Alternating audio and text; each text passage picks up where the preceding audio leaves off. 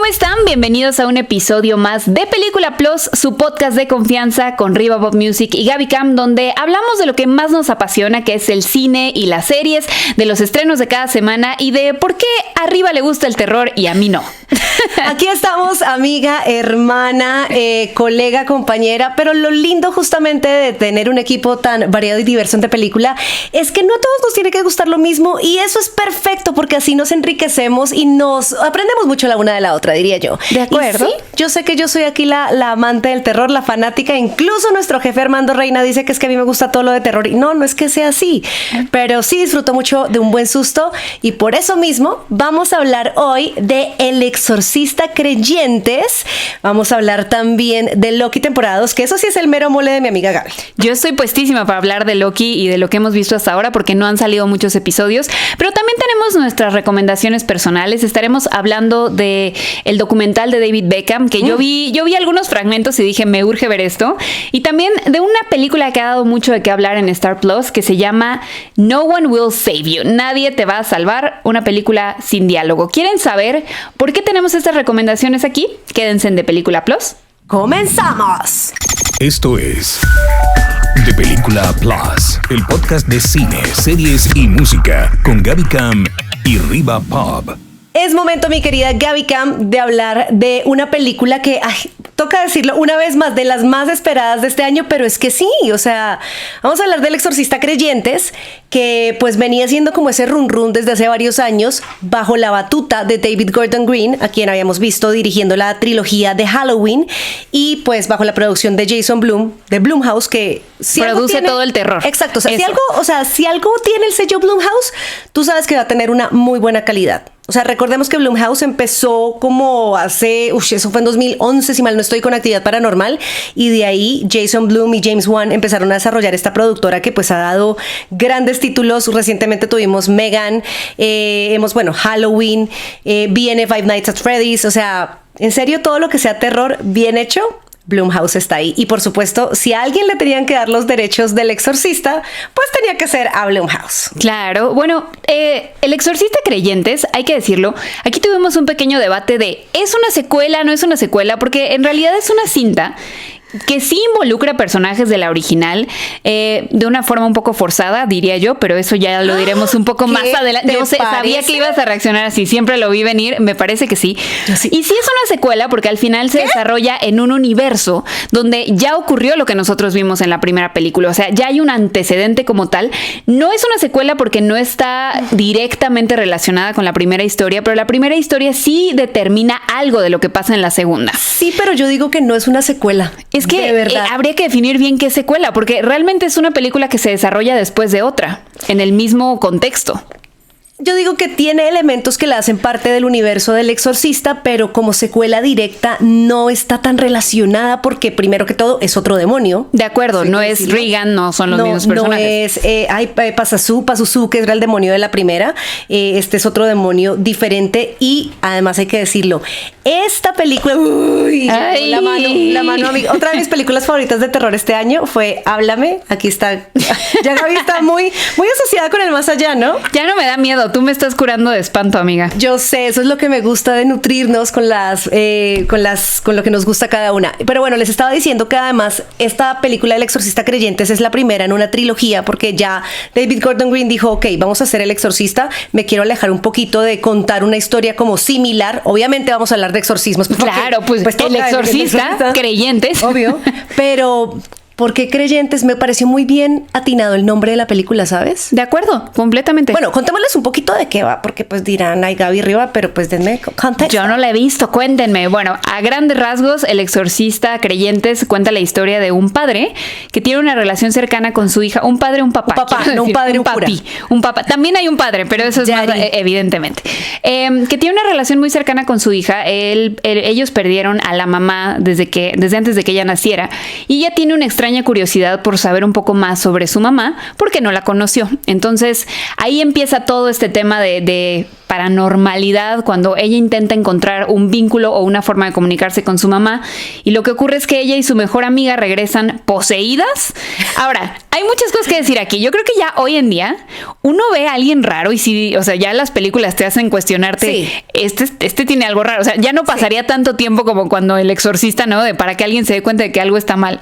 Sí, yo siento que, pues es que mira que es curioso porque David Gordon Green, en la entrevista que tuvimos y que pueden checar en el especial de película On Demand, me contaba justamente que pues en el 73 no había contexto de qué era un exorcismo. Entonces pues la gente se enfrentó a algo totalmente nuevo y eso era uno de los grandes retos de hacer obviamente El Exorcista Creyentes 2023, porque pues ya es algo que cómo abordarlo, de qué manera que se sienta diferente, porque digamos que las películas de exorcismo siempre han tenido como una linealidad en la que pues se descubre que la persona está poseída. Se busca un cura, por lo general católico, se hace el exorcismo. Se echan como a dos curas antes de llegar al bueno. Exacto. Y ya, pero sí, o sea, tienen como una linealidad y justamente me parecía muy interesante que pues David Gordon Green quiso traer una historia diferente que sí refresca un poquito el tema de los exorcismos y que abarca un poquito más de lo que habíamos visto siempre en pantalla, que era el manejo a través de la religión o la fe católica. Entonces, de acuerdo, sí. Siempre estaba como el sacerdote católico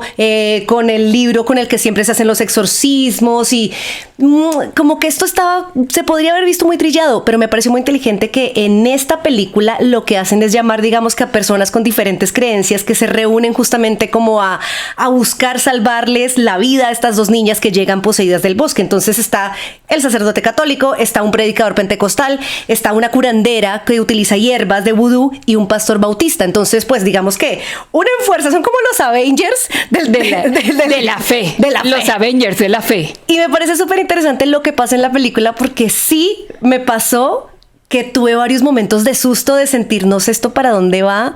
Me sorprendieron varias escenas. Sí, vuelve, digamos, Chris McNeil, que la conocíamos como la mamá de Regan, porque ella después como de que su hija sobrevivió al exorcismo, se dedicó como a estudiar y a como a academizarse y a enseñar como, y ayudar a personas que tal vez puedan estar poseídas, y pues justamente este padre de familia la busca para que le ayude.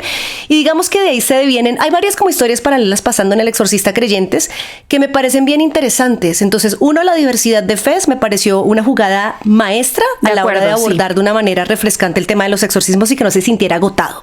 La historia, digamos, de la propia Chris McNeil, no la vi venir lo que pasa con ella.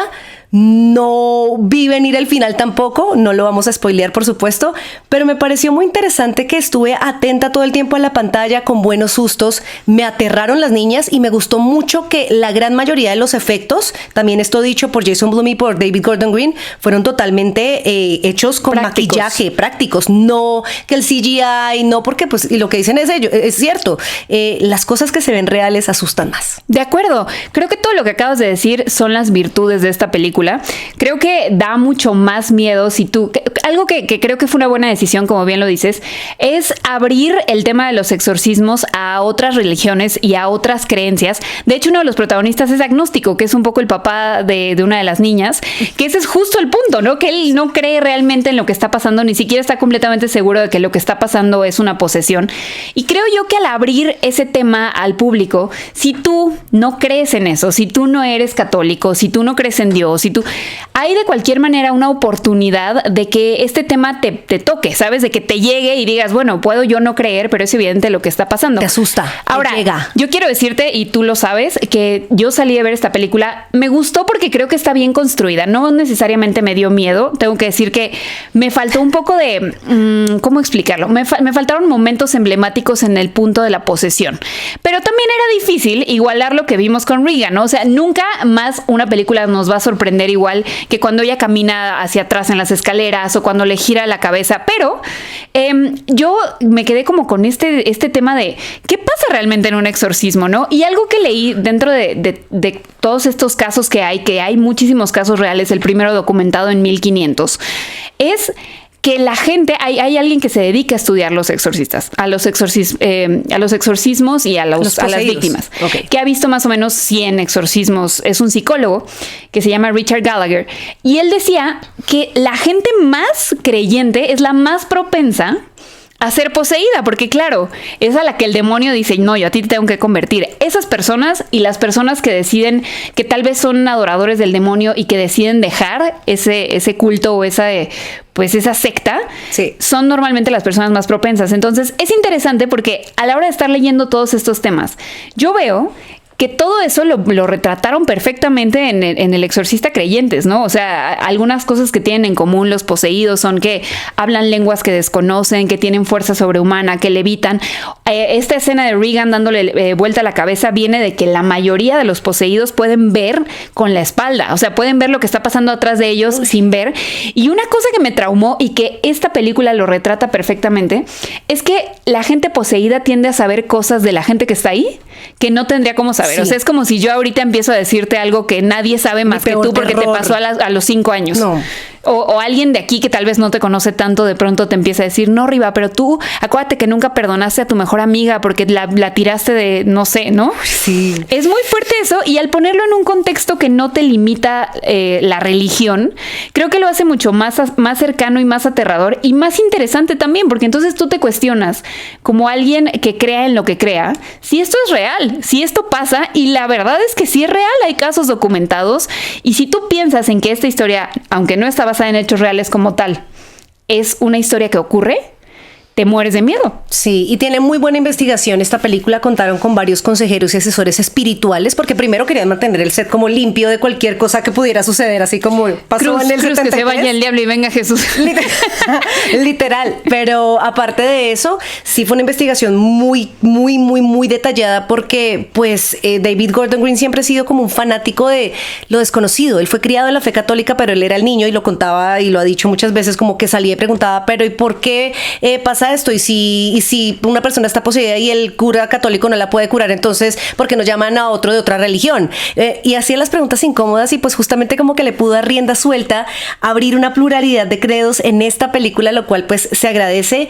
A mí me gustó mucho, debo decir que tuvo muy buenos guiños a la del 73, como que los que somos fanáticos y como que conocemos varias escenas, sí tiene muchas cosas perturbadoras. Sí, de acuerdo. Y me pareció muy interesante el trabajo de las dos actrices niñas. Maravillosas, maravillosas. Espectaculares, de una manera que uno no se imagina a qué niveles tú a tan corta edad puedes llegar como a sublimar una interpretación, además de algo tan extremo como un exorcismo. Y de verdad que yo digo que sí, podemos recomendar El Exorcista Creyentes, vale la pena verla. Mira, ¿sabes qué siento también, Gabicam?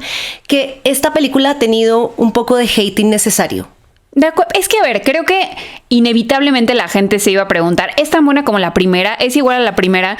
Yo creo que cuando tienes una película tan emblemática como El Exorcista, una película que es de culto, que marcó historia, que en toda la extensión de la palabra hoy es un referente de la cultura, pues no puedes comparar, o sea, son cosas completamente diferentes, y eso no quiere decir que Creyentes no sea buena, simplemente quiere decir que es otra película, en otra época, con otro director, con otra temática, y creo que si las ves así por separado, pues creo que es una película buena, o sea, es entretenida, sí. No está, que para mí eso es el recurso más barato del terror, no está plagada de jump scares, de estos sustos de ¡buh! ¿No? Y sí, que tú, y ya sí. Es como terror barato. Usa muy bien el manejo del crescendo de la tensión. De acuerdo, y te tiene una trama simple, pero bien elaborada, con buenas actuaciones, y que al final también tiene un tema muy, muy personal, un tema muy sentido, muy vulnerable, de una relación entre un padre y su hija, y una pérdida también. Entonces, para mí sí es una recomendación de película. No podemos compararla con la original. Yo creo que nada nunca se puede comparar con la original. ¿Y cuántas películas conocen cuya secuela o segunda parte sea mejor que la original? La verdad es que son muy pocas.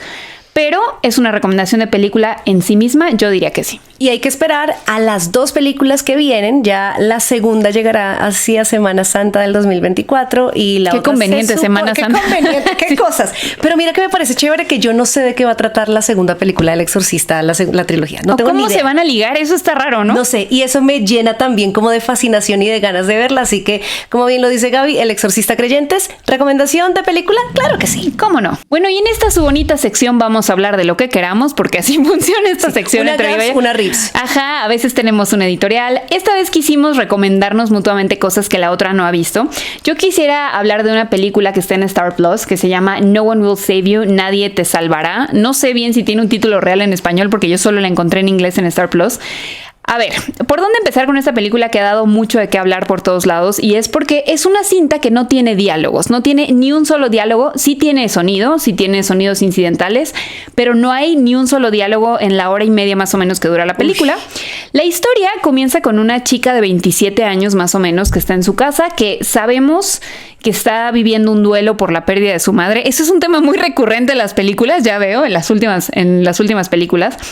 Ella está viviendo esto, sale de su casa un día normal y los vecinos, la gente alrededor como que la malmiran, pero tú no comprendes, como no hay diálogo, no comprendes por qué está pasando, o sea, si hay algo raro o qué, por qué la gente, el vecino, ella lo saluda y el vecino le voltea la cara y demás, no lo entiendes muy bien, lo único que sabes es que está en duelo.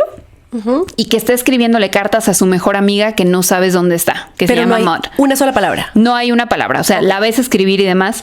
Y la historia ahí se pone muy rara y es interesante porque de pronto ella está en su casa y le aparece, o sea, empiezan a pasar cosas raras alrededor y le aparece un alien. Un alien en su casa, así, ¿no? Y entonces... Pero un alien ¿cómo? Un alien, imagínate los ojos así, un alien, como el prototipo de estereotipo de alien, el de la cabeza negro, como ovalada, así, exactamente así, como los de Sexto Sentido, pero como los de Señales, pero no. Uy, qué miedo. Un alien así. Y entonces ella pues está ahí, como que no entiende qué está pasando, empieza a ver que hay marcas en afuera de su casa, ¿no? En el campo y demás, y entonces se enfrenta así cara a cara a un alien y lo mata, ¿no? En un giro de tuerca, mata al alien y ahí empieza esta película donde tú no entiendes qué está pasando ni a ella ni afuera, no entiendes qué onda con los aliens, pero pues ella se vuelve un blanco porque mató a un alien, ¿no? Entonces pues los otros van a venir a buscarla.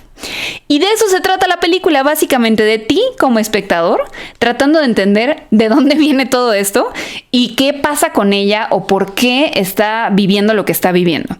Y la verdad es que es una película muy corta, muy sencilla, o sea, no se imaginen así como, no, es súper compleja y aquí, pero la experiencia de ver esa película a mí me resultó muy, muy atractiva, porque no me había pasado eso antes, o sea, de no sé qué estoy viendo, pero quiero entender lo que estoy viendo y empiezas a hacer conjeturas como, pero ¿qué le pasó? Pero está viva, pero los vecinos, pero están poseídos, pero ¿qué les pasa a los vecinos? O sea, y todo eso con el juego literalmente del audio, que no tiene diálogos, todo esto con puros sonidos incidentales. Hace unos días yo veía un video de Guillermo del Toro que le mandé arriba, donde Guillermo decía que la gente que no sabía escribir guiones siempre ponía como Juan aterrado, mira, desconcertado, y entonces entra a la puerta, abre la puerta y entra desconcertado a una habitación. Y Guillermo decía, si tú no sabes escribir guiones, estás escribiendo cosas que la gente no va a ver, porque realmente lo único que vas a ver es a Juan entrando a un cuarto, ¿no? Desconcertado, sin razón. Eso ya lo tiene que dar tu guión de otras maneras. Y esta película justo hace eso, o sea, esta película sin palabras, con puras imágenes, te da todos esos contextos que normalmente te da un diálogo entre dos personajes o ciertas escenas. Y creo que solo por eso, o sea, no te quiero decir, Riva, que es la película más esperada del mundo y que me sorprende, o sea, no me pareció tan lo máximo, pero la experiencia de esta película y el lenguaje cinematográfico que tiene valen toda la pena. O sea, por esas dos cosas y por decir cómo es que alguien puede hacer las cosas así y contarme una historia sin darme un solo contexto de nada y que la historia se comprenda, porque al final sí lo entiendes todo.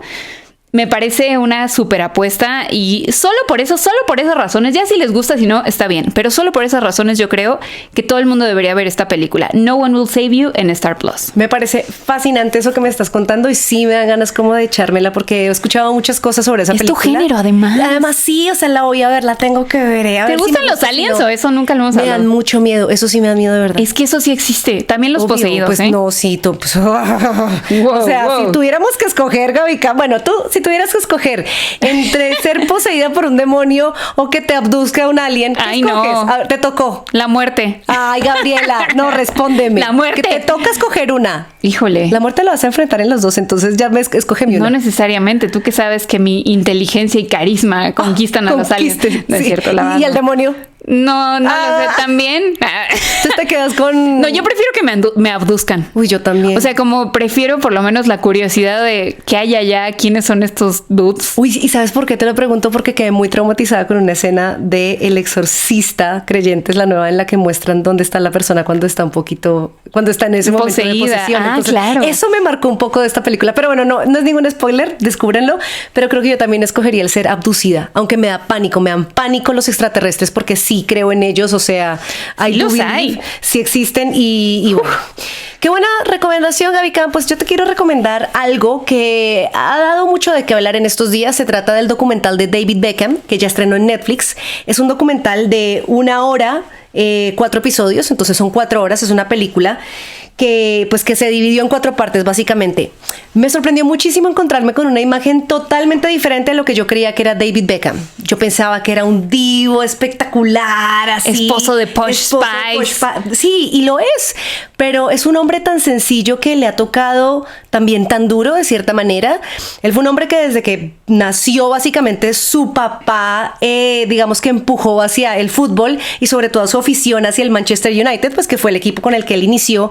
Pero el documental se encierra sobre todo en los 2 primeros episodios en un momento que yo no alcanzaba a recordar, pero que ya viendo las imágenes volvió a mi mente, que era cuando en el Mundial de Francia 98 a él lo sacaron en la semifinal contra Argentina, le pusieron una tarjeta roja que a la hora de la verdad sí fue un poco injustificada, pero pues que en ese momento le valió el odio de todo Inglaterra, de todo el Reino Unido. O sea, pero esto era un momento en el que no se hablaba de salud mental.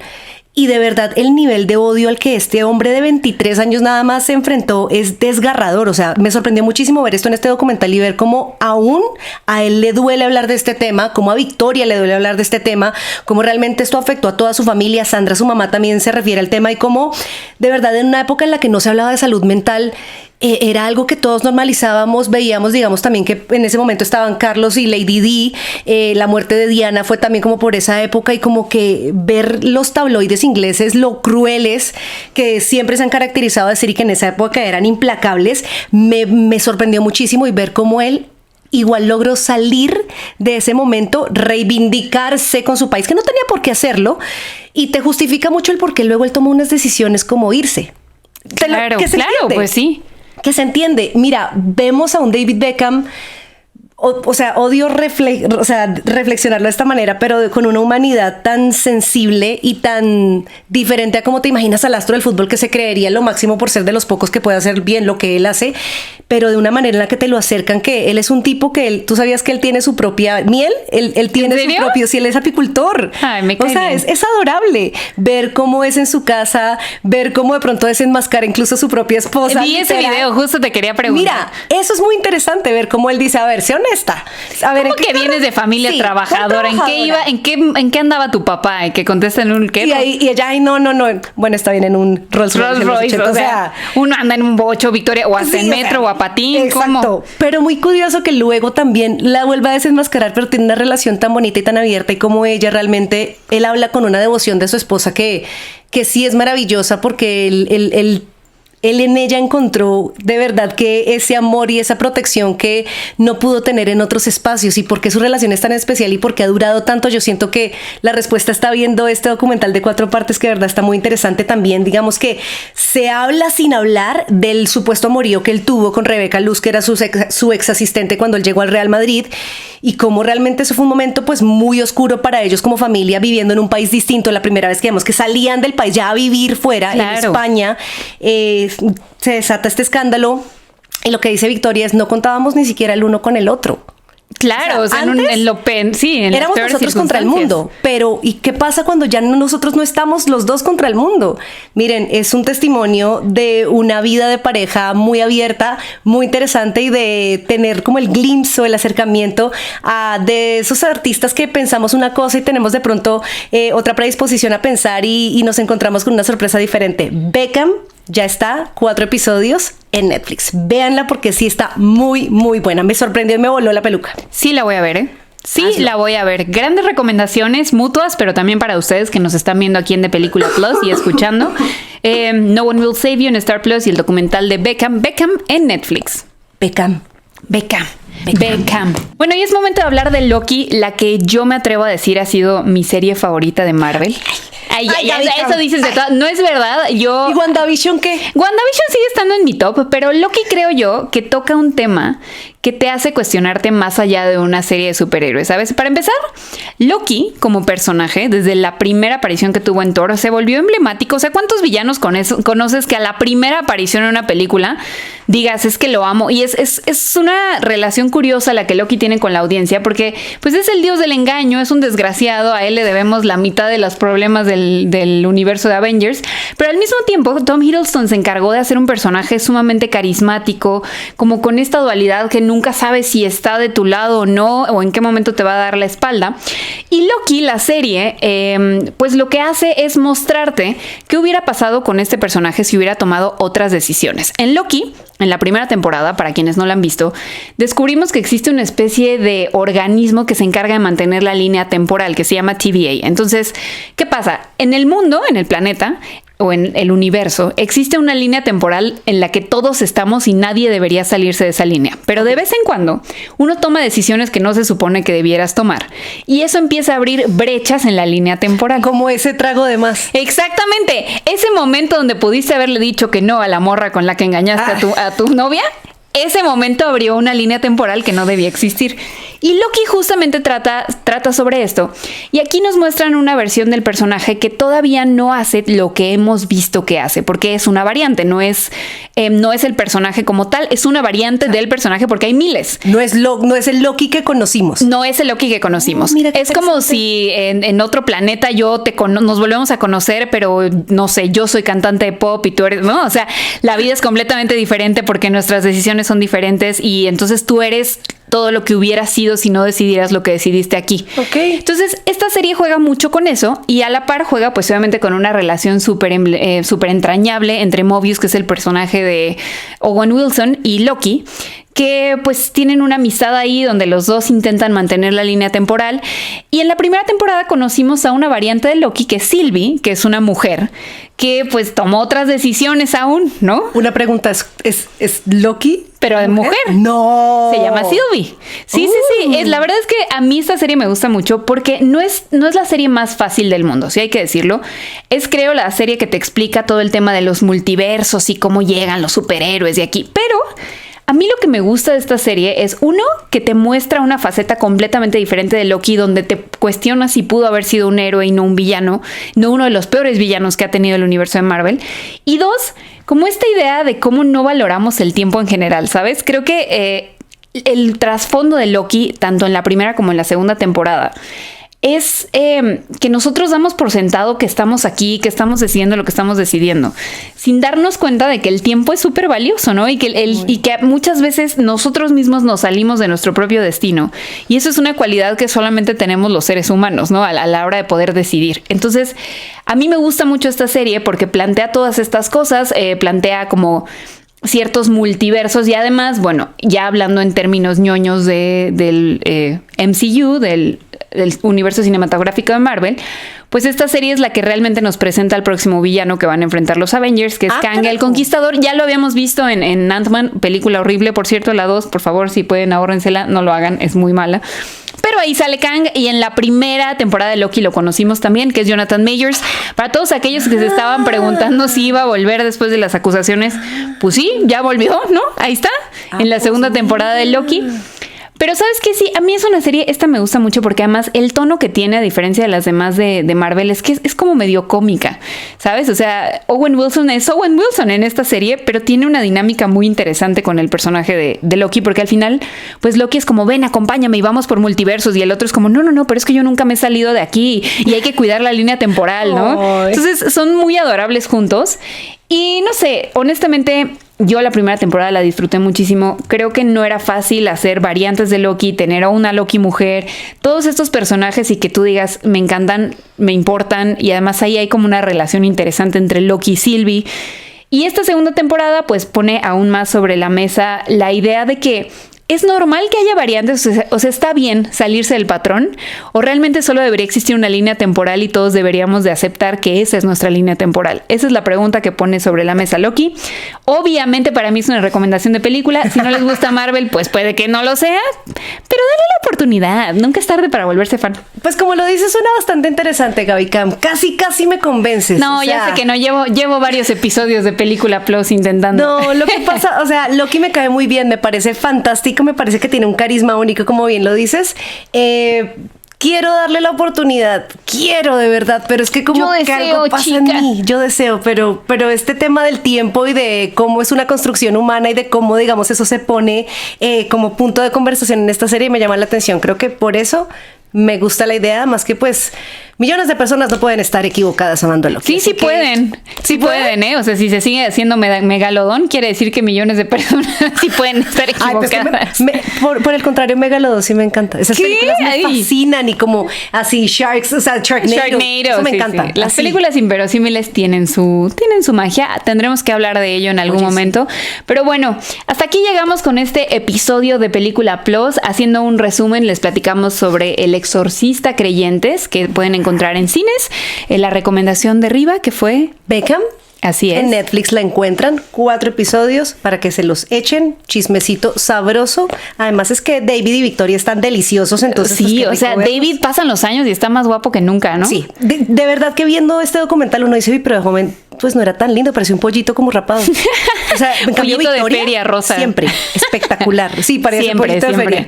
Oye, curioso, ¿no? Que las Spice Girls como que por lo menos un par de ellas terminaron con atletas. Victoria Beckham está con David Beckham, pero tú no sabes que Jerry Halliwell, Ginger Spice, es la esposa del director de Red Bull de Fórmula 1, de Christian Horner. Así es, no es ninguna coincidencia que Jerry Halliwell salga en Gran Turismo. Ella sabe cosas. Pero bueno, también otra recomendación es No One Will Save You en Star Plus y por supuesto Loki, que la pueden encontrar en Disney Plus. Pues eso es todo por hoy.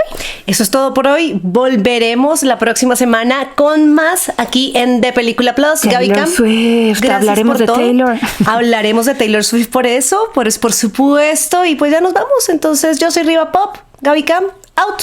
Adiós. Esto es The Película Plus, el podcast de cine, series y música con Gaby Cam y Riva Pop.